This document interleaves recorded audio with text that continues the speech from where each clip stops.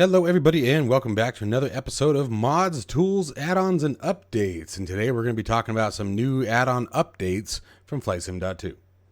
If you are interested in acquiring any of my Overkills tutorial guides for Microsoft Flight Simulator, please consider joining me on Patreon. Patreon subscribers level tier 2 and above have access to all of my guides, as well as any future updates and future guides that will be coming down the road. Link to Patreon can be found in the description below.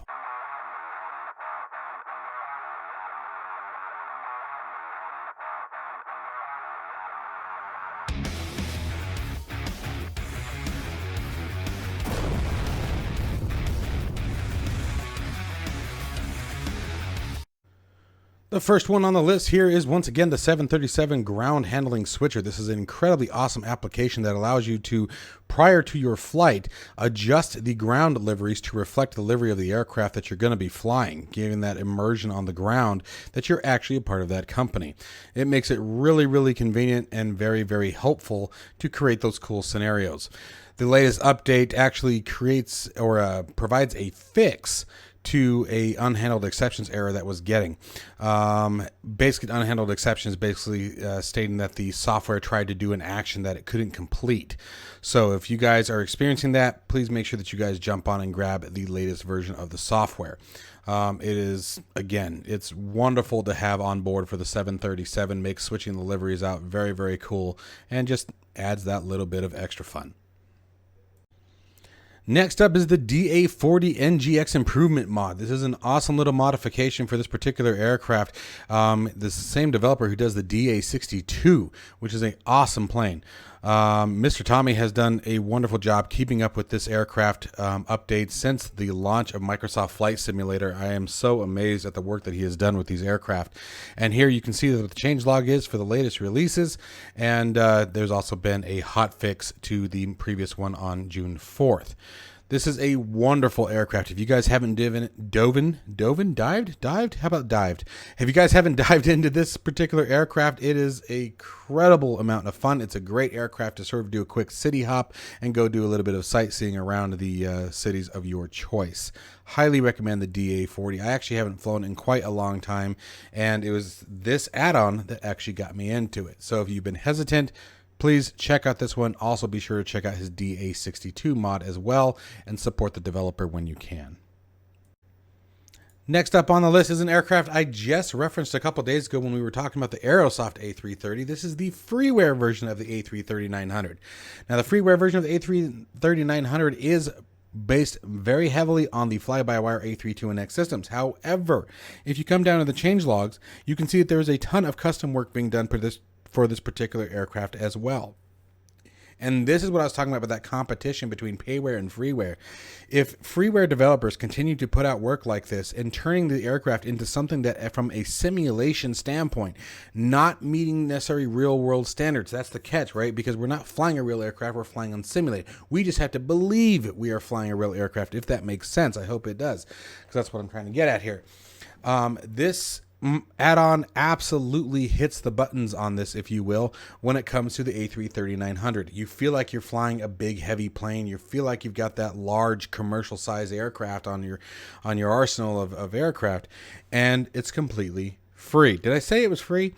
This developer just continues to be on par with the changelog release time. I mean, you can see that the update times are pretty consistent and very frequent. So if you guys have not checked out the A330 freeware version, I highly recommend it. If you're comfortable with the Flybywire A320, you'll definitely be able to get in this aircraft and fly it and get to learn it. Really a spectacular addition to Microsoft Flight Simulator. Another fantastic add-on that was updated is MSFS Add-ons Linker. This is probably, in my personal opinion, the best tool for managing your add-ons, sceneries, whatever it may be that goes in the community folder for Microsoft Flight Simulator. And it is continuously updated, again, basically since almost the launch of Microsoft Flight Simulator, I think. I think it came out shortly after the release. and it is very, very intuitive. It's very easy to understand how it works right out of the gate. The folder structure and the ability to really organize your add-ons as detailed as you want to get makes it very, very easy to track down when there's issues with add-ons. It makes it very, very easy to remove add-ons, prior to an update, or if there's a bug or something like that going on. You can really isolate very, very easily because of the nature of the way this software works. It also has a ton of other features, guys, that I could spend all day doing a video on and walking you guys through, but it would probably be like watching paint dry coming from me. So be sure to check out the latest release of MSFS add-ons linker. Make sure you guys take a moment and pause the screen and check out the change logs. I mean, it just... He's really doing a wonderful job with this add-on for a tool that I use it on a very simple basis. I literally just create my folders, add my scenery in or aircraft, whatever it be, and then I just, take them in and out as I want them. But this software is capable of so much more than what I use it for. You can really get down and dirty with this software and really, really have a great time managing your add-ons directly from Add-ons Linker. So highly recommend this add-on if you guys are not using it to manage your community folder.